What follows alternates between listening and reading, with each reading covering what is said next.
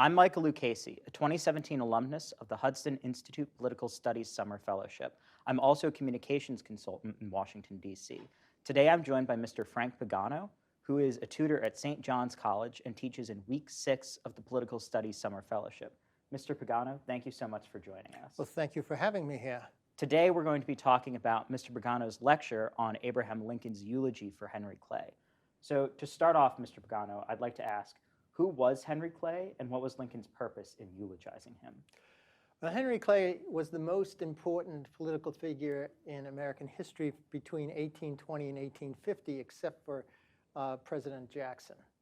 And he is the author of the Missouri Compromise and partially the author of the 1850 Compromise, which tried to put the slavery question to rest in the territories, not successfully. So what was not then president, what was Lincoln doing at the time when he gave this eulogy for Henry Clay? So Henry Clay has just died, and he was the chief of the Whig Party, and the Whig Party sort of collapses right after he dies, and the Republican Party is just about to be born. So in the eulogy, you get Lincoln, sort of the Lincoln who is about to be the Lincoln that we know, and who is about to develop essentially Lincoln's program. And Lincoln's program, I'll put it, at least interpreted from this eulogy, is to make sure there is absolute continuation between the founding and the framing, the founding of the Declaration and the framing of the Constitution. So absolutely smooth connection between the two. What the eulogy shows is that Lincoln knew that it wasn't quite so smooth, that Jefferson, for example, wasn't completely on with the framers in the Republican policy of not allowing slavery to extend into the territories. So that raises, I think, an important question about this era in American history. What was the main political problem posed by the institution of chattel slavery in America at the time? Well, the problem is it's incompatible with the Declaration of Independence. And already by the framing of the Constitution, they had to finesse the framing so that they didn't contradict directly the Declaration, but allowed for slavery in the South, because the South wouldn't have joined the Union without it.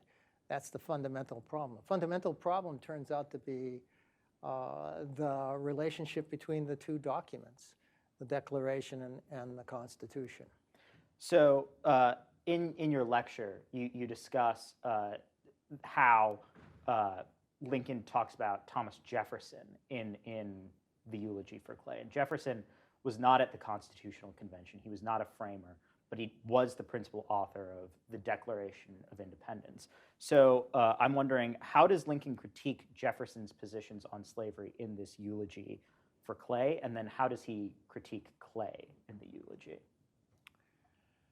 Well, you could say that the problem with Jefferson is that he doesn't really have an institutional approach to slavery. Now, so let me back up. In 1820, the Compromise of 1820, which essentially Clay writes, they draw a line at the bottom of Missouri, across the Louisiana Purchase. And there can't be, except for Missouri, there can't be slavery above the line, and there can be below the line. Jefferson objects in a letter, and he objects because he says that drawing a line like that where there's slavery below and slavery is forbidden above sets off essentially the possibility for civil war. And it turns out he was right about that. But the Republican point of view was that if you allow slavery to extend north and south, then the country will be all a slave country. So it has to be thought of as wrong, and if it's wrong, it can't be extended. So what was Clay's position on the extension of slavery? Clay turns out to have, the problem with Clay is that he didn't talk principles very much. He did privately, but publicly he stayed away from that. Rather, he did these essentially institutional contrivances such as the Missouri Compromise, which kept the Union together and seemed to, as it were, compromise the principle. In other words, we were not to blame it in the South, and we weren't to extend it to the North. That was essentially what he was doing, and he pasted together the country that way, and he thought the Union was fragile. And so he didn't want to talk principles. Lincoln thinks that's wrong. You've got to talk principles on the one hand, which Jefferson was willing to do. But on the other hand, you've got to institutionally confine slavery to where it already is, which Jefferson wasn't willing to do. So can I just say, so that's the fundamental problem. The fundamental problem is keeping the Constitution and the Declaration compatible.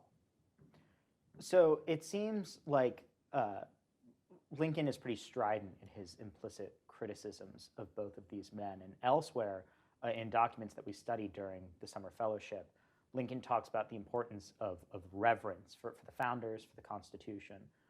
Do you think that Lincoln's criticisms of these two great American statesmen were somehow irreverent? And how can we critique and judge earlier statesmen should we judge them by the standards of our time? Is that what Lincoln is doing in this eulogy?